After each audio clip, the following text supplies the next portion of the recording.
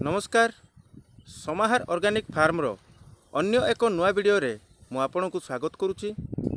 जमिति कि आपण देखि पारुछंती एटा होची गोटे सजना गछ आउ ए सजना गछ रे केते मात्रा रे फूल आसीची एवं एगुडा को ठीक मासे भितरे प्रोडक्शन दबा भी आरंभ करिवो। देखंतु यार ठीक सामना रे आउ गोटे गछ अछि आकार रे टिके छोट सीना ए जो गछरे आसीची ढेर सारा सजना फूल आसिकी मासे ही सारी थिवो तेणुक सजना जाक तैयारी हवा भी आरंभ हो गलानी। देखि पारुछंती बहुत छोट छोट होईची आउ किछि दिन पर एगुडाक बड़ हबो मोटा हबो एवं ता भितरे मंजी तैयारी हवा मध्ये आरंभ हबो। हाथ पाहांतारे सजना फळिवाटा देखिले बहुत खुशी लागुची।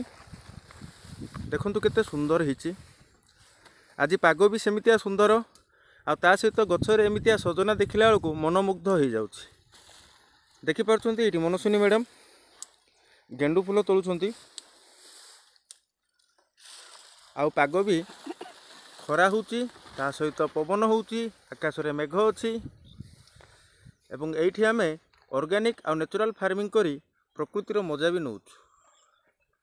धन्यवाद। एमिति ही अनेक नुआ नुआ वीडियो आपण देखिया पई आम यूट्यूब चैनल समाहार ऑर्गेनिक फार्म को सब्सक्राइब करंतु, वीडियोटी को लाइक करंतु एवं निज सांगसाथी मानक सहित शेयर करंतु।